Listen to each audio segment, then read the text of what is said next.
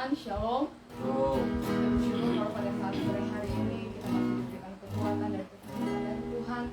Kita percaya bahwa waktu yang Tuhan berikan bagi kita mau pakai untuk menghormat dan kemuliaan bagi nama Tuhan. Kita akan berbalik kepada Tuhan, kita siapkan hati dan pikiran kita pada saat ini. Kita mau beri yang terbaik bagi Tuhan, yaitu seluruh kehidupan kita. Kita akan segera mulaikan ibadah kita mau angkat satu pujian yang berkata, ya Tuhanku, aku hendak bernyanyi bagimu. Kita nyanyikan pujian ini dengan kesucian hati kita. Kita mau bernyanyi bagi Tuhan kita, karena Dia Allah yang layak menerima pujian dan sembah kita. Haleluya.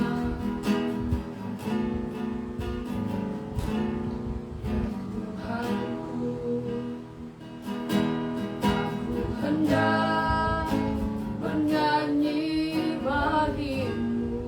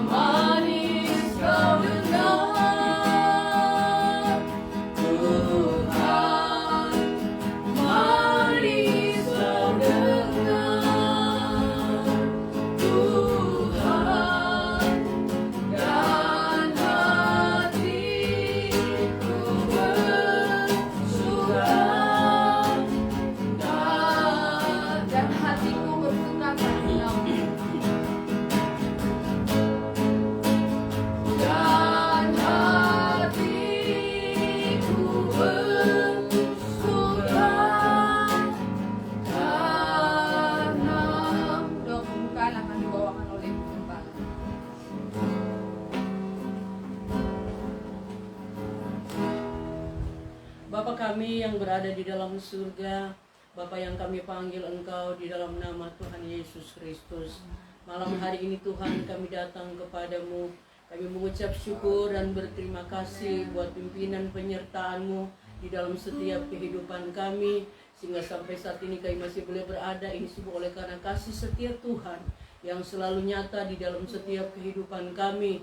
Oleh karena itu Tuhan, kami mohon kepadamu pada saat ini, acara ibadah kami yang kami akan lakukan saat ini, biarlah senantiasa pimpinan Tuhan selalu ada di dalam setiap kehidupan kami. Urapi kami semua hamba-hamba-Mu yang akan melayani pada saat ini. Baik Tuhan memimpin pujian sampai pada pemberitaan firman Tuhan. Biar semua itu benar-benarnya boleh datangnya daripada Engkau sendiri dan diurapi oleh Tuhan. Terima kasih Bapa di surga.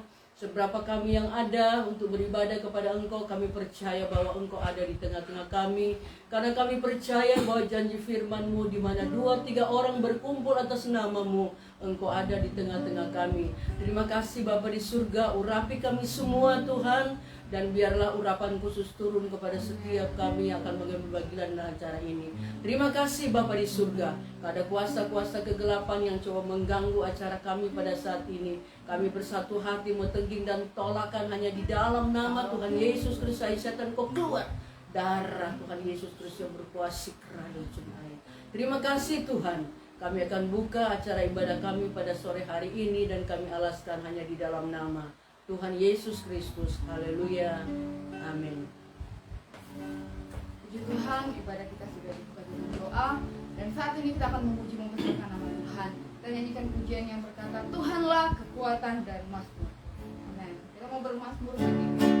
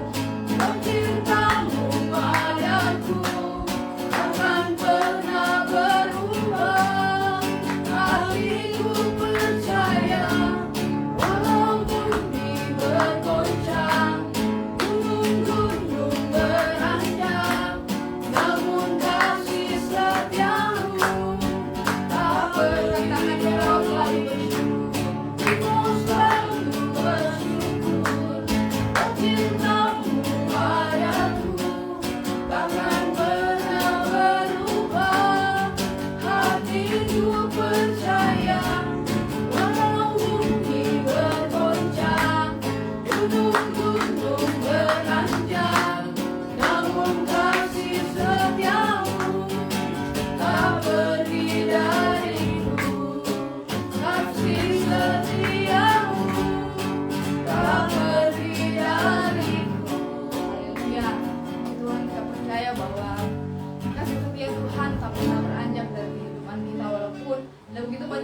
yang harus kita hadapi, tetapi kasih Tuhan tetap abadi dalam kehidupan kita. Dan pada saat ini kita akan memberikan korban persembahan kita, memberikan yang terbaik kepada Tuhan, karena Tuhan sudah memberikan yang terbaik dalam kehidupan kita. Betapa baiknya Engkau Tuhan.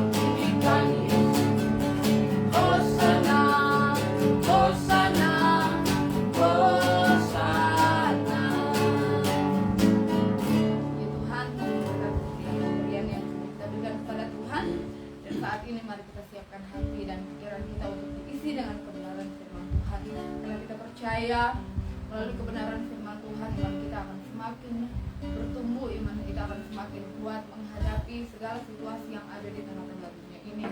Mari Bapak Ibu Saudara, saya ajak kita kembali untuk bangkit berdiri. Kita nyanyikan pujian yang berkata, Kau Bapa yang mengasihiku. Ya segala-galanya dalam kehidupan kita, Dia adalah Bapa yang mengasihi kehidupan kita.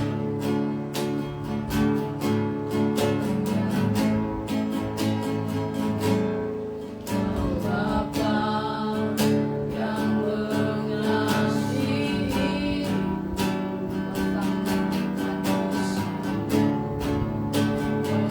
memulihkan luka.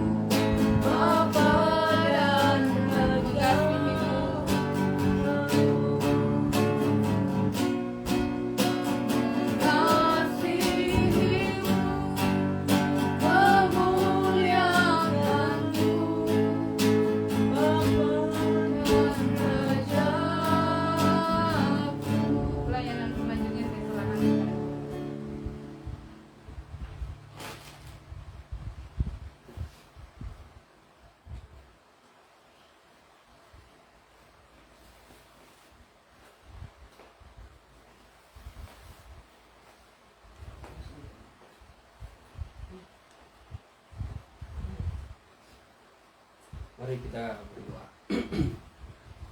Bapa di dalam sorga, Bapa yang kami muliakan Engkau di dalam nama Tuhan Yesus Kristus. Pada kesempatan sore malam hari ini Tuhan, kami menaikkan pujian dan syukur bagi-Mu atas berkat rahmat dan belas kasih-Mu Tuhan dalam kehidupan kami, sehingga Engkau masih memberikan kami kekuatan kesehatan secara sempurna untuk kami dapat datang beribadah di hadapan-Mu Tuhan. Oleh sebab itu layakkanlah hidup kami, suci dan kuduskanlah hati dan pikiran kami Tuhan, agar kami boleh merasakan dan mengalami pekerjaan Roh Kudus Tuhan di dalam ibadah ini, boleh melawat, memberikan penghiburan, memberikan kekuatan baru bagi iman kami Tuhan. Terlebih lewat kebenaran firman Tuhan yang akan kami dengar dan pelajari sebentar, kiranya urapan kuasa Roh Kudus berperan aktif, memberikan pengertian bagi kami semua. Terlebih hamba-Mu yang akan menyampaikan kebenaran firman-Mu.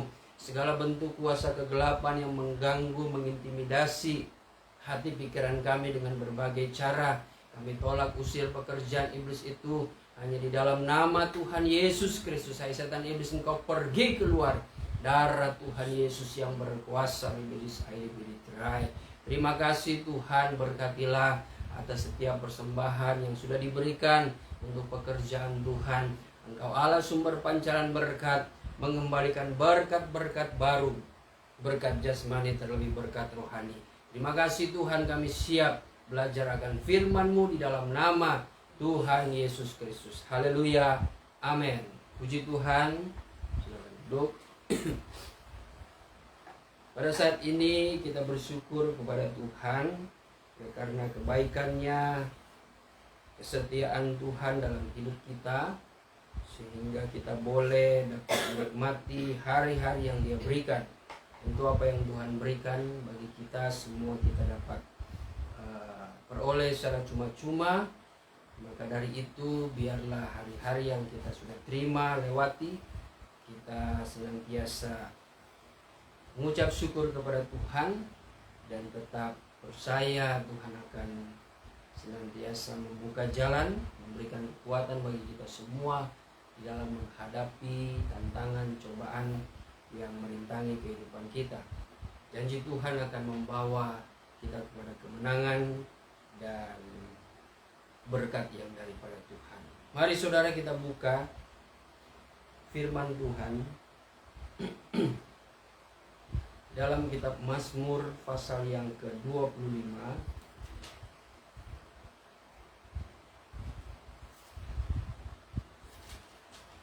Mazmur 25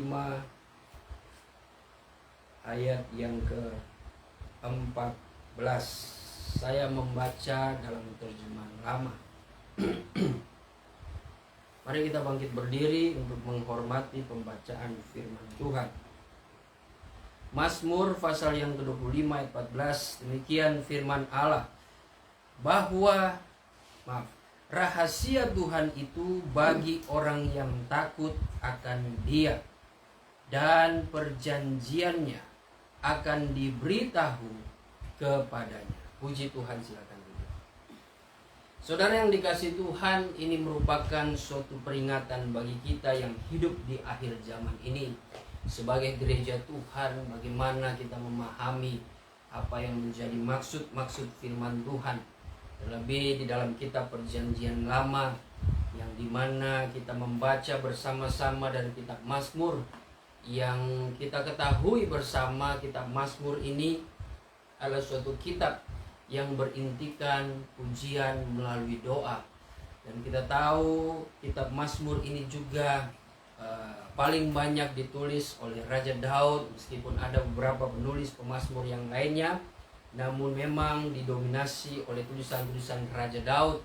Dan bagaimana Daud dapat menulis Mazmur ini, saudara semua, karena hikmat yang daripada Tuhan, jiwa dan rohnya yang begitu mencintai akan hadirat Tuhan, yang begitu selalu merindukan akan kehadiran Tuhan.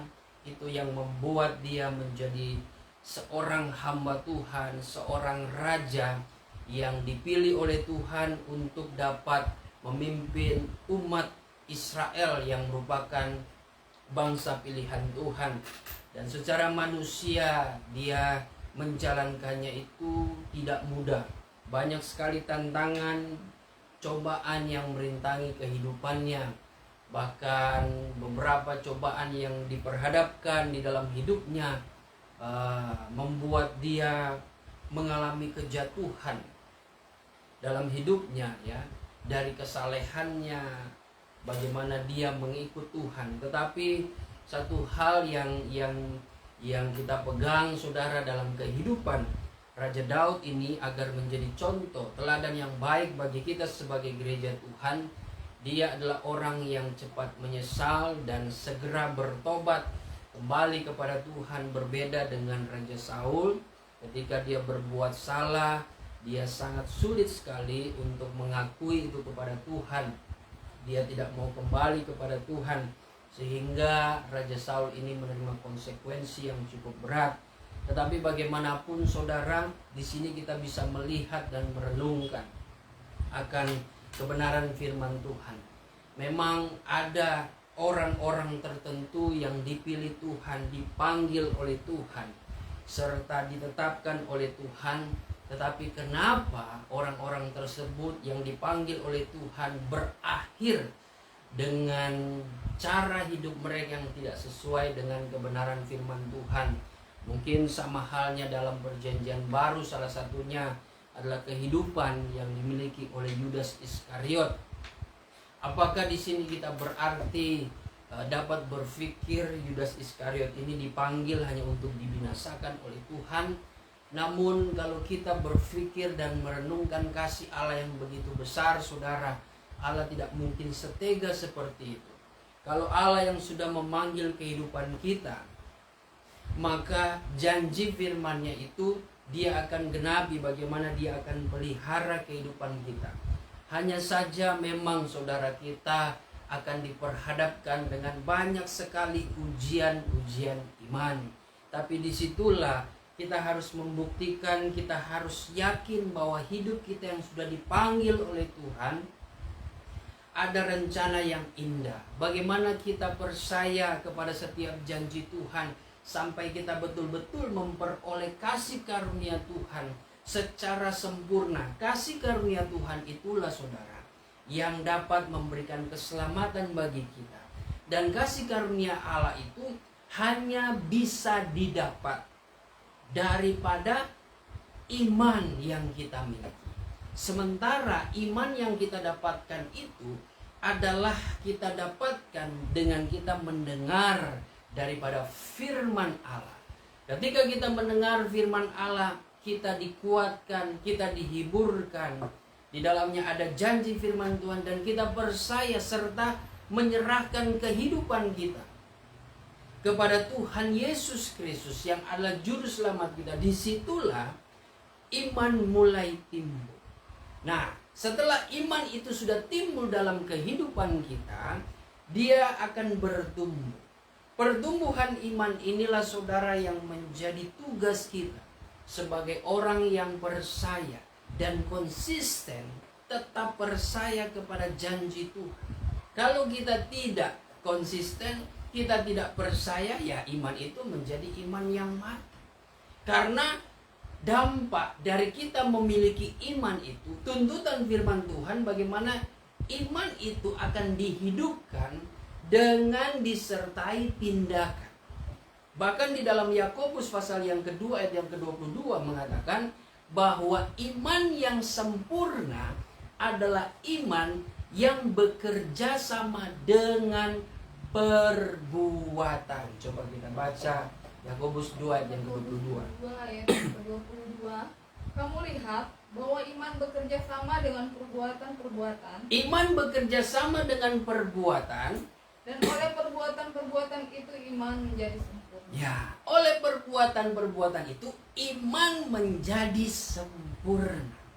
Rahasia dari perkataan atau kalimat iman yang sempurna itu sudah diungkapkan dari firman Allah dan menjadi suatu pengajaran yang membawa kehidupan gereja untuk menjadi pengantinnya Tuhan.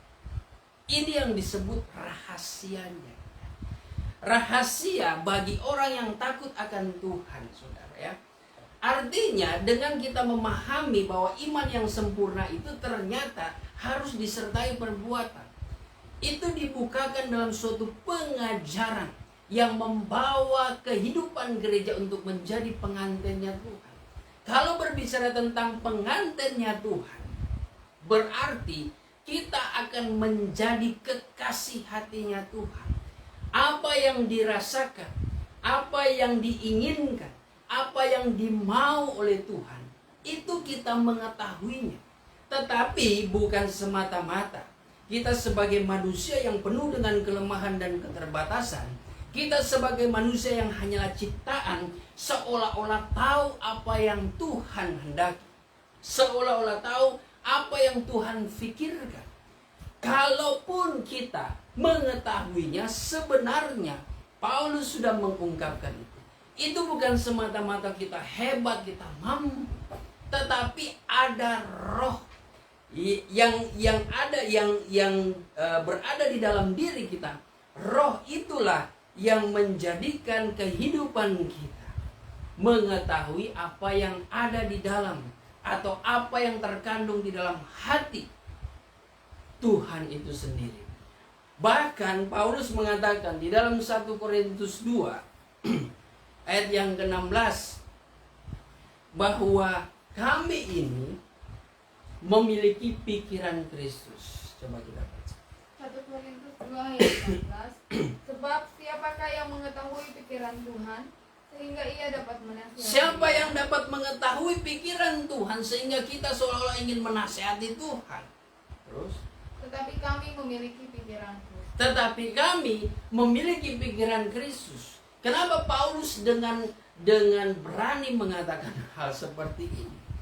Sebab ada roh yang terdapat dalam diri gereja Tuhan, yaitu saya dan saudara yang sudah percaya kepada Tuhan. Makanya dalam ayat sebelumnya, ayat yang ke 12 ya, coba kita baca. Ayat 12. Kita tidak menerima roh dunia, tetapi roh yang berasal dari Allah, supaya kita tahu apa yang dikaruniakan Allah kepada kita. Terus, Dan karena kami menafsirkan hal-hal rohani, ayat 10 coba. ayat 10, karena kepada kita Allah telah menyatakannya oleh roh, sebab roh menyelidiki segala sesuatu, Ya. bahkan hal-hal yang tersembunyi dalam diri Allah. Iya. Allah menyatakan kepada diri kita. Diri kita di sini bukan orang yang tidak percaya, tapi orang yang mempunyai dasar iman, dasar kepercayaan. Itu rahasianya. Ya. Allah menyatakan diri melalui rohnya. Dan roh inilah yang disebut roh perjanjian. Makanya kalau kita kembali lagi kepada perkataan Raja Daud, Daud itu adalah gambaran ukuran pengantin Tuhan dalam perjanjian lama. Dan itu menjadi gambaran bagi kita sebagai gereja Tuhan, sebagai pengantin Tuhan, ukuran di zaman gereja ini. Daud seolah-olah dia tahu bagaimana apa yang sesuatu perkataan yang bisa menyenangkan kekasih jiwanya. Ya. Daud mengerti betul apa yang membuat hati Tuhan itu senang. Sekalipun dia pernah jatuh dalam dosa, tapi dia tahu bagaimana dapat melegakan hati Tuhan. Bukan semata-mata Daud itu sebagai manusia biasa tahu apa yang Tuhan inginkan. Dia punya kehebatan, kemampuan, hikmat dan sebagainya. Tidak. Tapi itu karena Daud memiliki suatu roh, ya, suatu roh yang diberikan Tuhan secara khusus. Itulah roh hikmat, roh marifat. Roh hikmat dan marifat ini sebenarnya menjadi suatu hal yang terutama bahkan di dalam suatu penyembahan. Ya. Dalam suatu penyembahan penting sekali kita harus bisa memiliki roh hikmat, marifat dan membedakan segala roh. Ya. Walaupun ya ada suatu pelajaran khusus bahwa penyembahan itu yang berperan aktif adalah roh karunia roh lewat karunia lidah, karunia penglihatan, lalu ada karunia nubuatan, karunia mengertikan makna lidah. Karunia ini dikelompokkan menjadi karunia pernafasan tubuh pengantin Tuhan, tubuh gereja pengantin Tuhan. Ya, itu yang akan kita rasakan di dalam penyembahan, itu akan keluar. Ya, 3 karunia roh ini. Karunia lidah, ya lewat bahasa roh. Karunia nubuatan, ya seperti apa yang kita sudah alami bersama-sama dalam menjalankan suatu liturgi ibadah. Lalu ada karunia mengartikan makna lidah, ya walaupun ini seringkali jarang ya terjadi.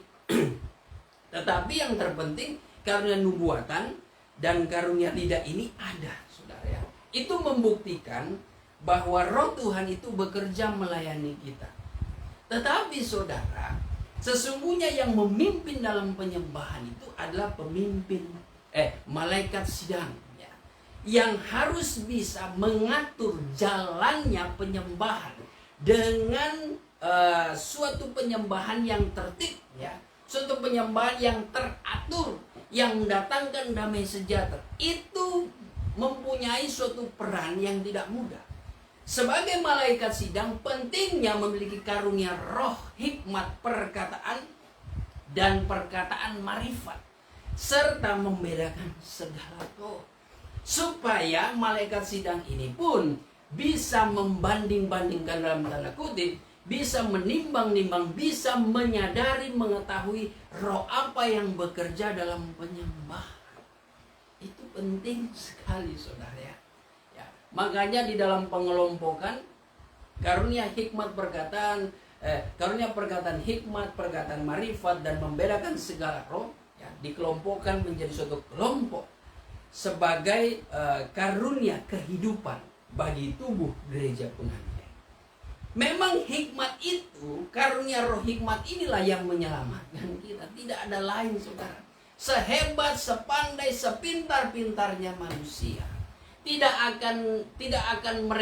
akan membawa kehidupan mereka sampai kepada masuk kepada suatu jalan kebenaran, kepada suatu jalan yang menuju keselamatan. Tidak ada, tidak bisa. Manusia yang digambarkan dalam perspektif Alkitab itu menunjukkan kepada dunia. Dunia ini sesungguhnya tidak akan memiliki hikmat yang menyatu dengan hikmat Allah, kecuali dunia ini betul-betul tunduk kepada firman Tuhan. Tapi dunia ini, saudara, sesungguhnya sudah dikuasai oleh hikmat daripada kuasa kegelapan. Dan hikmat yang dimiliki kuasa kegelapan itu adalah hikmat yang membawa kepada kehancuran, kebinasaan. Gereja Tuhan harus menghindari hikmat-hikmat dunia ini. Gereja Tuhan harus menghindari kebijaksanaan dunia ini. Bukan berarti kita tidak perlu belajar ilmu pengetahuan dalam dunia ini. Tidak, saudara. Tapi bagaimana dalam kedewasaan berpikir kita, dalam kedewasaan rohani kita mengambil sesuatu yang baik, mempelajari sesuatu yang baik dalam dunia ini. Kalau itu semua kita miliki, dengan kerohanian kita ini, saudara, kita harus bisa memanagenya. Kita harus membuat bahwa segala sesuatu yang kita miliki, apapun itu, dari dalam dunia ini, harus kita buat semuanya itu tunduk di bawah kuasa firman Tuhan. Tetapi kalau itu terjadi terbalik, ya sudah. Maka firman Allah itu akan kita remehkan. Firman Allah adalah sesuatu yang bukan terutama, bukan suatu kebutuhan primer, tetapi menjadi kebutuhan sekunder. Ya. Karena kebutuhan primer yang terutama, bagaimana kita mencari suatu kemegahan dunia ini, mencari suatu kerajaan dunia ini, bukan kerajaan Allah, saudara ya. Nah, di sini sesungguhnya kita sudah dibukakan suatu rahasia.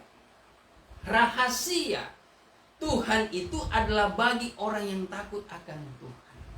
Dan kalau dalam salinan baru, dalam ayat pokok kita di sini, justru dikatakan orang yang bergaul karib dengan aku. Bagaimana itu bahasanya? Kita tolong baca. Silakan baca. Mazmur 25 ayat yang ke-12. Mazmur 25 ayat yang ke-14. Tuhan bergaul karib dengan orang yang takut akan Dia, Ya. dan perjanjiannya diberitahukannya kepada mereka. Tuhan bergaul karib dengan orang yang takut akan Dia. Ya. Bergaul karib di sini, ya saya bisa menyampaikan, mengartikannya itu sebagai orang-orang yang senantiasa dekat dengan Tuhan, orang-orang yang senantiasa beribadah dengan Tuhan, orang yang senantiasa berdoa, mencintai firman, mencintai hadirat Tuhan. Itu ciri-ciri orang yang takut akan Tuhan.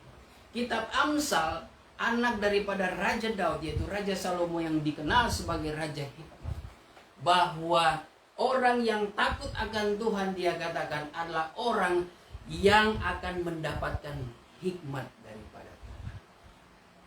Kalau tidak ada rasa takut akan Tuhan, mana mungkin Tuhan memberikan hikmat kepada orang yang berani menantang Tuhan, ya. Tetapi dalam perkataan Daud di sini, orang yang takut akan Tuhan, ciri-cirinya adalah orang yang bergaul karib dengan Tuhan. Dia menghormati kehadiran Tuhan. Dia menghormati suara nubuatan. Dia menghormati pekerjaan roh. Dia menghormati liturgi ibadah. Dia menghormati sakramen-sakramen dalam ibadah. Dia menghormati perintah-perintah Allah. Dia menghormati mujizat Tuhan. Dia tidak menghargai, dia tidak memandang mujizat Tuhan itu, dia tidak remehkan, ya. Dengan cara berpikir manusia yang seringkali menyesatkan. Tapi bagaimana dia memandang mujizat Allah itu, segala sesuatunya memiliki suatu proses yang tidak mudah. Mujizat Allah itu datang didapat oleh karena pengorbanan yang besar. Rahasia ini, saudara, hanya bisa disadari hanya kepada orang yang takut akan Tuhan. Itu saja. Dan perjanjiannya akan diberitahukan kepada mereka yang takut akan Tuhan. Kalau Tuhan melihat kehidupan kita takut kepada Tuhan, artinya orang yang memiliki ciri khas senang bergaul dengan Tuhan. Kalau orang yang bergaul dengan Tuhan, pasti dia tahu kan apa yang Tuhan inginkan. Disitulah Tuhan akan mencurahkan roh-Nya. Perjanjian yang dimaksud di sini adalah perjanjian Bapa di surga kepada umat manusia yang diperantarakan melalui Yesus Kristus. Yohanes 15 ayat 26. Roh perjanjian ini adalah roh yang memberikan penghiburan.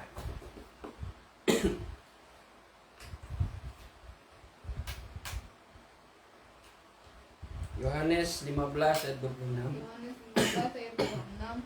Jikalau penghibur yang akan kuutus dari Bapa datang, yaitu roh kebenaran yang keluar dari Bapa, ia akan bersaksi tentang aku. Ya, roh yang diutus dari Bapa, ya. Ya, dalam Salinan Baru coba kita baca Yohanes 14 ayat yang ke-16.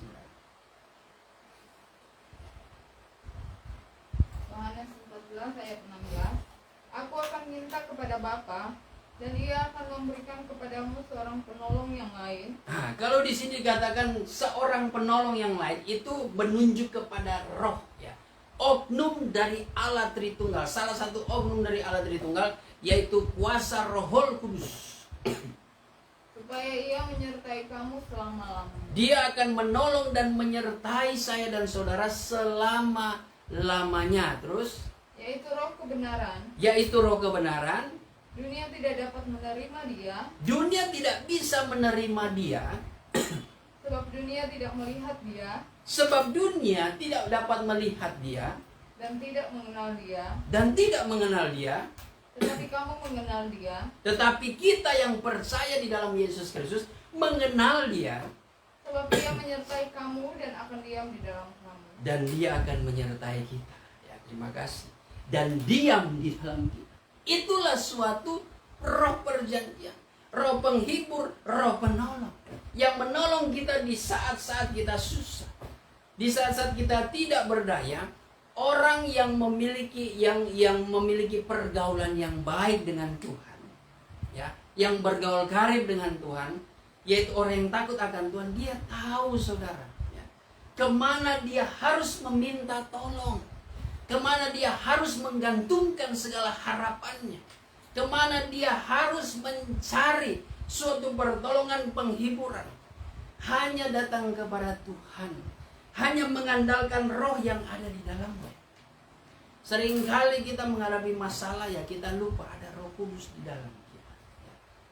Dengan kita berdoa kepada Tuhan, disitulah bagaimana kita mendapatkan jawabannya, yang menjawab, yang menjamah melewati batin kita. Itu adalah kuasa Roh Kudus. Roh Kudus itu, dialah Yesus Kristus yang dikatakan roh perjanjian. Dan rahasia ini hanya diketahui kepada orang-orang pilihan Tuhan. Siapa itu orang-orang pilihan Tuhan?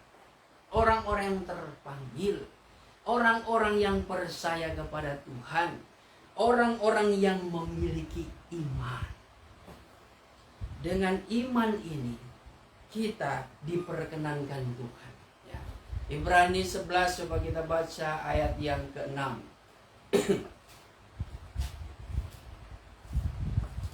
Ibrani 11 ayat yang ke-6. Ya. Tetapi tanpa iman tidak mungkin orang berkenan kepada Allah. Sampai di situ saja. Tanpa iman tidak mungkin diperkenankan oleh Allah. Dalam konteks Ibrani 11 itu berbicara tentang kehidupan orang-orang beriman yang melewati segala tantangan, segala cobaan dan ujian berat sekalipun. Tapi yang membuat mereka bertahan dan selamat hanya oleh iman. Sebab ternyata oleh iman itu Tuhan perkenankan apa yang kita inginkan, apa yang kita harapkan, apa yang kita minta. Bahkan dalam segala doa pun, saudara, oleh iman itu Tuhan berkenan. Sebab kita sebagai gereja Tuhan yang memiliki iman, tahu bagaimana caranya berdoa. Kita memiliki iman, dengan iman itu yang membuat kita mengerti apa yang dikehendaki Tuhan. Tuhan Yesus adalah suatu gambaran ya bagi gereja Tuhan, saya dan saudara. Bagaimana cara dia berdoa meminta kepada Bapa di surga ketika menghadapi masalah yang begitu berat. Di situ ya, secara manusia dia berdoa kalau bisa cawan ini berlalu daripadaku. Dia bernegosiasi. Tapi dia menunjukkan ya, oleh iman itu saudara, terjadi suatu permintaan ya, di mana Tuhan akhirnya meminta, biarlah kehendak Bapa di surga. Artinya dalam kemanusiaan Yesus, dia percaya bahwa Bapa melakukan hal-hal yang baik. Begitu juga menjadi contoh bagi saya dan saudara. Terkadang di hadapan kita diperhadapkan suatu masalah yang begitu besar, saudara. Kita sudah tahu, kita sudah mengerti apa yang akan terjadi. Entah itu akan mempermalukan kehidupan saudara, itu akan membuat kehidupan saudara dinilai jelek. Saudara akan melihat, waduh, masalah ini nampaknya akan menjatuhkan nilai harga diri saya. Ya, tapi saudara mengalami ini karena melakukan kebenaran ya. Tapi kalau saudara mengalami sesuatu perkara yang buruk karena berbuat dosa, ya mungkin itu sudah konsekuensi. Tapi dalam hal ini pun saudara, kalau saudara ada suatu pertobatan, Tuhan memberikan kekuatan, Tuhan akan membela. Itu perbedaan Tuhan dengan manusia ya. Tuhan tidak mengungkit-ungkit kesalahan dan dosa. Hanya saja memang Tuhan akan ampuni, tapi konsekuensi apa yang saudara sudah tabur, saudara akan tuai. Kalau saudara tidak ada pertobatan, tidak mengambil langkah untuk mencari Tuhan, saudara tidak akan mampu menerima tuaian atas apa yang saudara tabur. Tapi kalau saudara melakukan kejahatan sebagai taburan saudara mungkin di masa lalu, namun saudara tahu, wah ini saya tidak mampu lagi, tapi saudara datang kepada Tuhan memohon ampun, memohon belas kasihan, di situ Tuhan akan menjadi pembelamu. Tuhan akan memberikan penghiburan dan Tuhan akan menolong saudara melalui rohnya. Sehingga ketika saudara menerima tuaian atas apa yang saudara sudah tabur di masa lalu, karena saudara sudah berjalan bersama dengan Tuhan, percayalah, Tuhan tetap akan membela engkau. Tuhan pasti memberikan kekuatan. Tapi kalau saudara bermasa bodoh, wah, saudara akan dipengaruhi, diintimidasi dengan kuasa dunia. Ya, yang akhirnya saudara bunuh diri, tidak mampu menghadapi cobaan yang akan datang, menghadapi tantangan masalah yang begitu besar. Ya, saudara pasti akan mengakhiri hidup saudara. Dan itulah yang menjadi bisikan-bisikan daripada kuasa dunia ini. Mengakhiri. Bahkan mungkin saudara ingin survive, saudara mencari jalan untuk mengamalkan diri sendiri, tapi dengan cara yang salah. Itu justru malah menambah dan menambah. Semakin menimbun permasalahan, semakin saudara menimbun, menabur hal-hal jahat yang baru lagi. Wah, saudara itu kalau saudara teruskan hidup seperti itu, saudara akan menuai suatu perkara yang besar. Perkara besar di sini artinya suatu perkara yang amat berat saudara tanggung, yaitu dosa, kesalahan saudara sendiri. Itu tidak menyelesaikan perkara, ya. Itu tidak menyelesaikan masalah saudara. Justru akan membuat saudara semakin mengalami kehancuran. Kalau saudara mengikuti kehendak dunia ini. Tapi kalau saudara datang kepada Tuhan, memohon ampun, wah disitulah Tuhan akan membuka jalan. Pasti saudara. Ini merupakan rahasia bagi orang yang takut akan Tuhan. Perjanjian Tuhan ya hanya melalui Roh. Itulah Roh penolong, Roh penghibur. Orang yang takut akan Tuhan senantiasa mencintai ibadah. Ya. Suatu kali kelak akan ada perbedaan. Orang benar dengan orang yang fasik, orang yang beribadah dengan orang yang tidak beribadah kepada Tuhan. Tapi dengan dibukakannya rahasia firman Tuhan ini saudara, maka hiduplah senantiasa takut di dalam Tuhan, supaya kita menjadi orang-orang yang layak menerima berkat Tuhan. Perjanjian Tuhan kalau berbicara secara rohani itulah karunia-karunia Roh Kudus. Saat ini saudara tidak mengerti apa sih yang menjadi fungsi karunia, apa sih yang menjadi benefit ketika kita memiliki anugerah-anugerah Roh Kudus. Walaupun kami sudah menyampaikan bahwa rahasia keselamatan, jalan keselamatan untuk sampai kepada masuk kerajaan sorga itu kita berikan. Yohanes 3 yang kelima, Tuhan Yesus mengatakan bahwa sesungguhnya tidak, jikalau engkau tidak dilahirkan kembali daripada air dan roh, engkau tidak akan masuk dalam kerajaan sorga. Artinya berbicara engkau harus baptis air dan baptis roh sampai engkau memiliki karunia-karunia roh. Itu merupakan jalan keselamatan. Mungkin sampai detik ini kita masih mengetahui hanya sebatas itu. Kita masih bertanya-tanya apa sih fungsinya karunia roh. Ya, mungkin hanya di dalam ibadah. Ya, mungkin hanya dalam kegiatan rohani.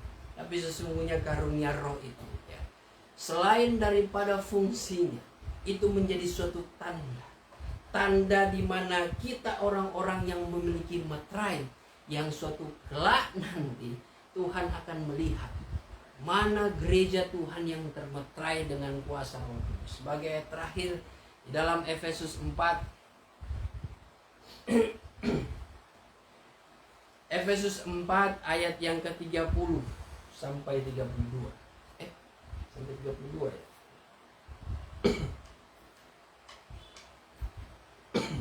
Ayat 30. Dan janganlah kamu mendukakan Roh Kudus Allah, Ya. yang telah memeteraikan kamu menjelang hari penyelamatan. Ya, itu dari kalimat ini saudara adalah ciri orang yang dimeteraikan oleh Roh Kudus. Dan jikalau dia betul-betul mempertahankan itu, maka itu menjadi suatu meterai yang akan menyelamatkan dirinya ketika kedatangan Tuhan Yesus yang kedua kali. Terus Segala kepahitan, Ya. kegeraman, kemarahan, pertikaian dan fitnah hendaklah dibuang dari antara kamu, demikian pula segala kejahatan. Terus Tetapi hendaklah kamu rahmat seorang terhadap yang lain, penuh kasih mesra dan saling mengampuni, sebagaimana Allah di dalam Kristus telah mengampuni kamu. ya, terima kasih. Jadi dalam konteks ini saudara ya, bahwa orang yang termeterai dengan kuasa Roh Kudus ya menjaga ucapan, ya, menjaga dari segala jenis sifat-sifat yang jahat, ya. Karena bukti daripada orang yang dimeteraikan dengan Roh Kudus itu ya Kelihatan dari buahnya kan. Kelihatan dari buahnya, saudara. Bahkan di situ Paulus mengajak kepada jemaat di Efesus, terlebih kepada kita sekarang. Firman Tuhan ini seberangkan kepada kita. Hendaklah kita ramah, saling mengampuni. Kalau kita tidak sulit mengampuni, ya, mungkin itu bukan ciri-ciri orang yang dimeteraikan dengan Roh Kudus. Justru orang-orang seperti itu yang dalam konteks Efesus tadi adalah orang-orang yang mendukakan Roh Kudus. Kalau bahasa Tesalonika 5 itu, 1 Tesalonika 5, dialah orang-orang yang memadamkan roh. Lihat saja, dalam perbuatannya saja, kalau dia lebih mengikuti egonya, disitulah dia sedang menganiaya kuasa Roh Kudus. Dia sedang mendukakan, menganiaya di sini artinya mendukakan hati Tuhan. Mendukakan hati Tuhan. Saya beri suatu gambaran. Paulus ketika dia hendak menganiaya jemaat Kristus, di situ Tuhan langsung tangkap. Ada suatu diskusi yang bisa kita renungkan baik-baik. Bahwa Tuhan katakan, Paulus, kenapa engkau menganiaya? Padahal di situ tidak ada Tuhan Yesus. Tetapi kenapa Tuhan Yesus katakan demikian? Kalau kita baca ayat itu di dalam Kisah 9 ya, 9 kalau tidak salah. 7 atau 9 saya lupa. Paulus ternyata hendak menganiaya jemaat Kristus, orang-orang percaya. Di sini memberikan pengertian kepada kita, kalau kita sebagai orang percaya masih ada sifat kejelekan yang menganiaya orang-orang benar, sesama kita, sesungguhnya disitulah kita sedang menganiaya Tuhan. Kita sedang menganiaya roh yang ada dalam diri kita. Apalagi kita ini orang benar. Kita mungkin bisa dikatakan lebih jahat dari Paulus. Paulus ketahuan, ya. Dia belum mengenal kasih karunia dan dia berbuat jahat, dia masih hidup dalam hukum Taurat, ya. Walaupun memang ukurannya tetap orang yang sudah hidup mengenal firman Allah lewat Taurat, ya harusnya dia juga mengerti suatu perbuatan yang baik. Tapi saudara, kalau dibandingkan dengan kita ini adalah gereja yang sudah mengerti, bahkan sudah mengalami kasih karunia Allah lewat roh, tapi memiliki perbuatan yang sama dengan Paulus. Kita menganiaya sesama kita, itu sama saja kita mendukakan Roh Kudus. Karena itu tidak sesuai dengan pengajaran yang disampaikan Roh Kudus melalui pengajaran daripada Yesus Kristus. Apa yang roh terima, yaitu dari hikmat sebenarnya yang ada di sorga, perkara-perkara yang di atas, itu disampaikan kepada kita dalam hati kita melalui perantaraan kuasa Roh Kudus. Itu kan yang diterangkan oleh Yohanes 16 ayat 13. Roh kebenaran itu, supaya kita mengerti secara keseluruhan akan maksud-maksud pengajaran yang membawa kita kepada perbuatan yang memiliki ciri khas. Kita adalah orang-orang yang dimeteraikan dengan Tuhan. Saudara, dalam kehidupan kita saat ini terkadang ya ada hal-hal yang tidak menyenangkan. Seringkali kita orang-orang yang sudah dipenuhi Roh Kudus, ya kita pun tidak luput dari kesalahan, kekurangan dan dosa. Ya. Seringkali kita pun menerima suatu perkataan yang tidak enak. Ya. Tetapi sesungguhnya saya selalu mengingatkan, jikalau ukurannya orang yang sudah memiliki karunia Roh pun itu seringkali masih jatuh bangun. Kalau saya bandingkan juga tadi seperti apa yang saya sampaikan, ukuran gereja pengantin perjanjian lama itu diukur dari Daud. Daud pun dia sudah mengerti hadirat Tuhan, sudah mengerti kehendak Tuhan, dia tahu isi hati Tuhan. Kalimat-kalimat puitisnya di kitab Mazmur luar biasa. Kalau bukan karena pergaulan karib dengan Tuhan, dia tidak ada kata-kata seperti itu, saudara, yang begitu indah memuji memuliakan Tuhan. Tapi kenapa dia pun pernah punya salah. Dia pun pernah sedikit melawan Tuhan. Dia pun pernah jatuh dalam dosa. Itu manusianya. Itu bukan berarti Roh Kudus yang salah. Dan itu yang terjadi dan kita alami. Kita sebagai manusia terkadang masih ada kedagingan. Itu bukan sesuatu hal yang mengherankan. Makanya Tuhan taruh kita dengan kuasa Roh Kudus yang senantiasa mengajarkan kita untuk melakukan hal yang baik. Dan itu tidak mudah. Biasanya tantangan kita ya dari orang-orang yang belum penuh roh. Ya, mereka yang selalu menuntut, katanya penuh roh, kok kelakuannya begini. Nah, kita yang rohani, bagaimana menjelaskannya dengan bijaksana. Jangan terpancing dengan gaya berpikir mereka, dengan pola berpikir mereka. Kita harus menunjukkan kebijaksanaan, kebaikan kita, menjelaskan dengan sebaik-baiknya. Ya. Justru orang-orang yang belum penuh roh, mereka menuntut buahnya. Ya. Menuntut buahnya katanya penuh roh ya. Bahkan dengan kata-kata mereka itu seringkali ya sudah menyindir kita. Padahal belum tentu ketika dia setelah berada di posisi kita, dia akan merasa itu. Dan di sini saya katakan, sedangkan kita yang sudah punya roh, asito masih ada kejatuhan. Jatuh bangun di dalam kita mempertahankan iman. Apalagi engkau yang belum penuh. Ini saya mau menjadi penengah. Makanya kita saling bijaksana. Ya, jangan lebih kepada menghakimi, mempertanyakan, apalagi melibatkan katanya ada karunia roh. Kesannya itu ya karunia roh itu kita yang kendalikan. Kalau kita berbuat jahat ya itu adalah sesuatu yang datang daripada Roh Kudus. Jangan. Ada orang-orang awam seperti itu mempersalahkan perbuatan manusia ketika jatuh. Dia mempersalahkan, akhirnya dia kecewa juga. Masa kok Tuhan seperti itu? Ada yang sampai segitu. Ya. Tapi sesungguhnya saudara, kalau kita betul-betul mengerti akan kebenaran firman Tuhan, ya, maka disitulah kita dibawa kepada pengertian yang benar.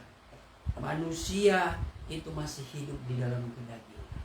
Makanya Tuhan katakan ya, Tuhan menaruh roh supaya kita senantiasa berjalan bersama dengan rohnya, supaya tabiat duniawi jangan kita genapi. Itu yang Tuhan inginkan. Itu yang nasihat, teguran yang Tuhan berikan untuk menyelamatkan kita. Dan itu harus dimengerti bagi kita, saudara. Kalau saya mau katakan kepada orang yang belum penuh roh, ya itu Yudas 19, Yudas 1:19, bahwa orang-orang yang senantiasa memecah belah, ya, orang-orang yang hidup dalam kedengkian, itulah orang-orang yang tidak berisikan roh. Jadi orang-orang yang belum penuh roh, ya saudara, adalah orang-orang yang sangat rentan dengan perbuatan-perbuatan jahat, sangat rentan dengan selalu mengikuti kehendak egonya. Kalau orang yang sudah penuh roh, ya kalaupun dia masih ada seperti itu, ya mereka terancam dengan orang-orang yang seperti belum berisikan roh. Tapi setidaknya usaha upaya dia melakukan perintah Tuhan itu diperhitungkan Tuhan. Dan hal yang kedua, mereka yang sudah memiliki roh, mereka pasti ada penyesalan setiap kali mereka jatuh dalam dosa. Ya ini menjadi pengalaman pribadi lepas pribadi. Tapi kalau orang yang belum penuh roh, sampai kapanpun dia akan merasa benar. Egonya itu lebih kuat. Tapi orang yang penuh roh, saya yakin dan percaya, ketika kita jatuh dalam dosa karena tantangan yang begitu berat, beban yang begitu banyak, seringkali daging yang muncul kan. Ya, tubuh kita lemah. Ya. Walaupun roh itu penuh, tapi ketika kita ditekan dengan berbagai masalah, daging itu yang kencang. Sehingga kita mengeluh, sehingga kita memberi dampak yang tidak baik, kita jadi marah, mudah sensitif dan sebagainya. Tapi setelah kita melakukan, kita ada penyesalan. Nah, itulah fungsinya kuasa Roh Kudus. Tapi kalau orang yang belum penuh, ya saya pun tidak menjamin. Karena ukurannya tetap dari orang yang penuh. Sedangkan orang yang sudah dikaruniai kasih karunia Tuhan, masih ada kejatuhan. Itu sekali lagi bukan karena Tuhan salah pilih, tidak. Yudas yang sudah melihat kebaikan Tuhan, pengajaran Tuhan Yesus Kristus, sudah melihat mujizat-mujizat Tuhan, atau dia jatuh oleh karena keinginan dunia akan uangnya. Sudah ditegur oleh Tuhan, dia disebut pencuri, ditegur oleh Tuhan, ya pergilah, apa yang kau inginkan, apa yang kau hendak lakukan kepadaku, pergilah. Itu sudah teguran terakhir. Dia tetap pergi, saudara. Dia tetap pergi. Tapi lihat terakhir ternyata dia menyesal. Itu gambaran pribadi Tuhan Yesus yang dekat dengan Yudas pada saat itu. Ya ada kehadiran Tuhan yang membuat dia penyesalan di terakhir. Hanya saja ya karena dia sudah terlalu jauh daripada Tuhan, ya sudah. Akhirnya dia mengeksekusi. Itulah gambaran orang yang sudah benar, tapi dia menjauhi diri dari kasih karunia, memadamkan roh itu, ya udah. Dia sendiri yang sudah semakin jauh dengan kehendak roh, ya dia akan menjadi orang dunia seperti sebelumnya. Puji Tuhan. Firman Tuhan saat ini ya mengenai suatu rahasia kepada orang-orang yang takut akan Tuhan. Dan perjanjian Tuhan itu akan digenapi dalam kehidupan mereka. Perjanjian Tuhan akan diberitahu. Hanya lewat anugerah Roh Kudus kita akan diberikan suatu jalan-jalan yang terbaik. Penghiburan, kekuatan, pertolongan hanya daripada kuasa Roh Kudus. Dan ingatlah, tetaplah bergaul karib dengan Tuhan. Ciri-ciri orang yang bergaul karib dengan Tuhan adalah ciri-ciri yang hidup takut akan Tuhan. Berarti orang tersebut adalah orang-orang yang senantiasa taat, setia melakukan kehendak Tuhan. Terima kasih Tuhan Yesus. Pada saat malam hari ini kami sudah belajar akan firman-Mu. Tuhan tolong berikan pengertian bagi kami melalui urapan kuasa Roh-Mu Tuhan. Kau tanamkan benih firman-Mu di dalam hati kami Tuhan. Ini menjadi suatu rahasia dalam kehidupan kami, bahwa ketika kami bergaul karib dengan Engkau, ketika kami hidup ketika kami takut akan Engkau Tuhan, maka kami akan mengalami suatu perjanjian, berkat-berkat oleh janji firman-Mu Tuhan. Kami akan menikmati semuanya itu. Terima kasih Tuhan, Engkau senantiasa menguduskan kehidupan kami, bersihkan hati kami dengan kuasa firman-Mu. Dan setelah kami bersekutu lewat kebenaran firman-Mu, rindulah kami untuk menyembah Engkau dalam roh dan kebenaran. Segala bentuk kuasa kegelapan yang mengganggu, mengintimidasi hati pikiran kami dengan berbagai cara, kami tolak, hancurkan dalam nama Tuhan Yesus Kristus. Darah Tuhan Yesus yang berkuasa. Terima kasih Tuhan. Kami siap menyembah Engkau di dalam nama Tuhan Yesus Kristus. Haleluya. Mari kita bangkit berdiri. Ku sembah, ku sembah Engkau yang layak untuk ku sembah, ku sembah. Ku sembah Engkau yang layak untuk ku sembah. Radit Rawan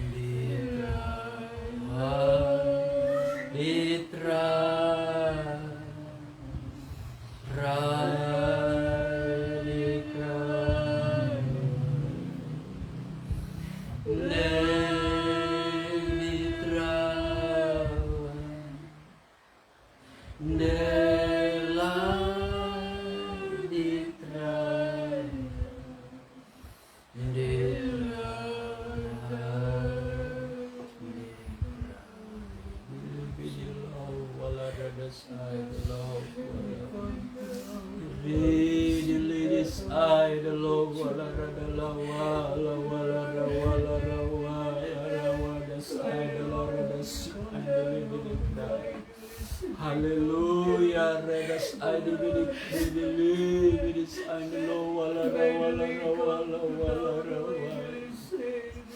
Hallelujah, redas adi lo wala redas adi bidik wala. How do we come to know the cloud? Do we today become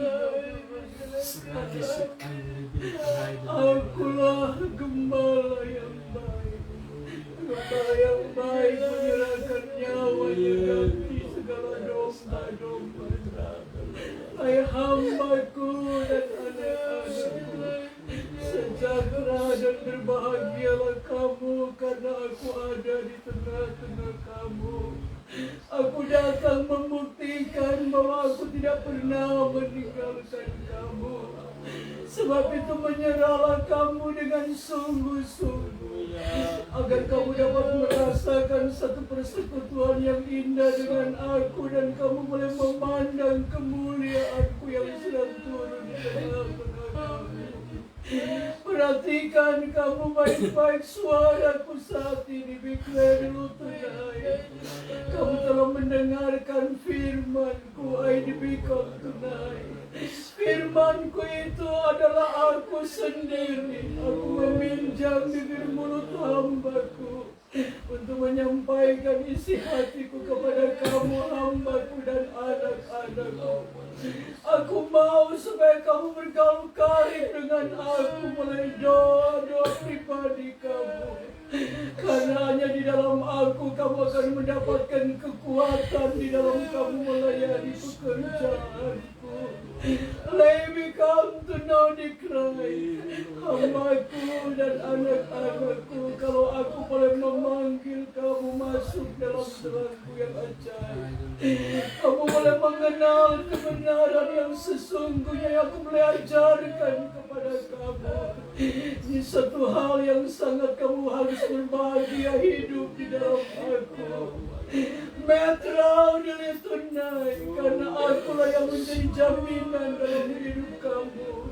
Di tengah-tengah kamu mengiring aku dan melayani pekerjaanku, kamu tidak akan luput daripada berbagai macam tantangan ujian yang datang dalam hidup kamu.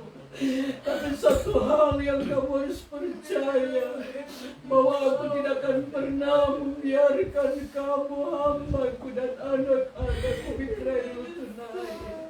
Sebab itu setialah kamu menjalankan tugas pekerjaanku yang kupercayakan bagi kamu. Aku mau kamu tetap giat dan bersemangat di dalam melayani aku.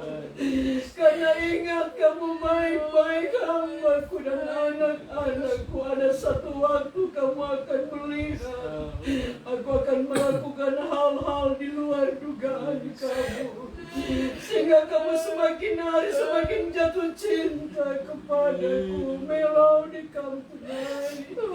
Aku tahu di tengah-tengah kamu mengerjakan pekerjaan yang aku percayakan bagi kamu, itu bukan soal yang ringan, tapi itu berat, hamba-hambaku. Tapi kalau kamu tetap setia menjalankan dengan penuh sukacita, kamu akan merasakan damai sejahtera dan berkat-berkat aku siapkan bagi kamu. Aku tahu keperluan kamu, aku tahu kebutuhan kamu. Satu hal yang kamu harus meyakini, kalau aku memanggil dan aku menyuruh kamu Bikrai Lutunai, segala sesuatu aku mampu mempersiapkan. Lehesibikam tunai. Aku kenal isi hati kamu, hamba-hambaku dalam melayani pekerjaanku Bikrai Lutunai. Satu hal yang perlu aku ingatkan kepada kamu, jauhkan segala roh persemutan, baik unto no decry. Tapi aku minta biarlah ketulusan hati kamu melayani aku, agar kamu dapat merasakan berkat yang indah yang aku lakukan di dalam kehidupan kamu melayani aku dan pekerjaanku. Mengertikah kamu, Mekrau, hambaku Petro Dikrai? Waspada dan berjaga-jagalah kamu di hari-hari ini, Bikrai Lutunai. Kalau firman aku boleh datangkan kepada kamu saat ini bukan suatu kebetulan. Aku mau supaya kamu kari bergaul dengan aku, Bikrai Lutunai Dikrai. Karena ingat, ada hal-hal yang penting yang perlu aku sampaikan kepada kamu, agar di dalam kamu melayani pekerjaanku, Bikrai Lutunai, kamu akan merasakan bagaimana aku tetap menyertai kamu, backup tunai, dan ada petunjuk-petunjuk yang aku harus berikan bagi kamu, agar kamu tidak salah melangkah berkah di dalam melayani pekerjaanku, tapi kau harus menjadi berkat, menjadi terang di tengah-tengah dunia untuk menyampaikan kebenaran-kebenaran yang aku berikan bagi kamu.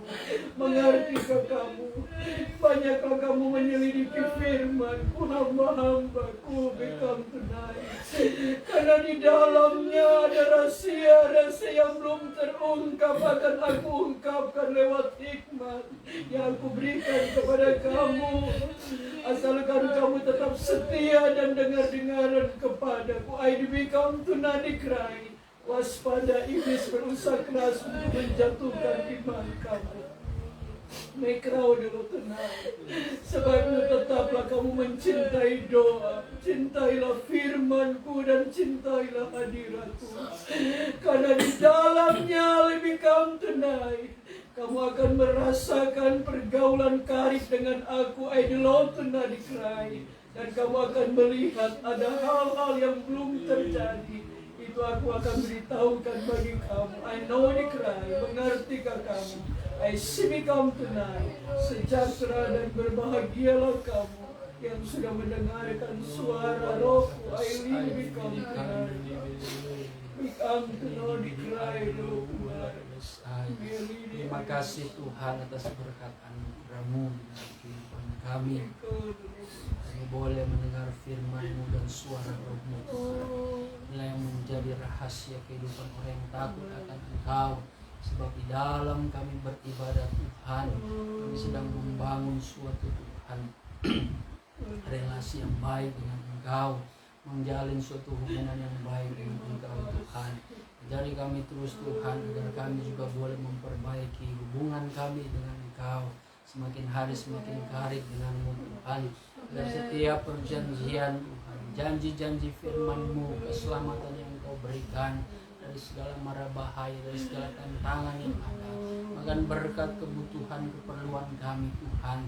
Di dalamnya Engkau akan menaruh berkat-berkat yang baru atas hidup kami. Terima kasih Tuhan, terpujilah nama-Mu. Ampunilah di dalam segala kekurangan, salah dan dosa kami yang kami perbuat di hadapan-Mu, secara sadar ataupun tidak sadar Tuhan, secara sengaja ataupun tidak sengaja. Ampunilah kami, tapi biarlah kemurahan dan kasih sayang-Mu Tuhan akan memberikan hikmat bagi kami, menolong, menghibur kami, dan membaharui kehidupan kami Tuhan, sehingga kami boleh layak menerima Tuhan berkat kekudusan yang daripada-Mu.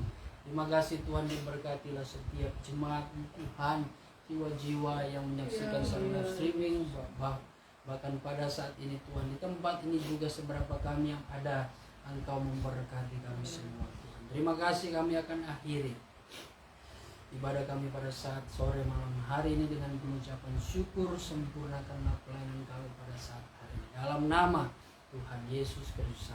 Ya, saudara dan saudariku yang dikasihi Tuhan, terimalah berkat damai sejahtera yang dianugerahkan Allah Bapa di sorga, oleh cinta dan kasih sayang anaknya yang tunggal itu Tuhan Yesus Kristus, dalam persekutuan Allah Roh Kudus menyertai kita mulai hari ini sampai Tuhan Yesus datang kembali menjemput gerejanya di atas awan yang permai, dalam kemuliaan yang kekal sebagai Raja di atas segala raja. Haleluya, amin.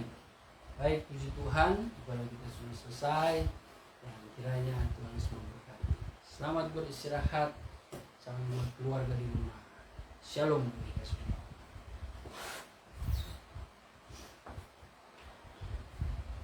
Done.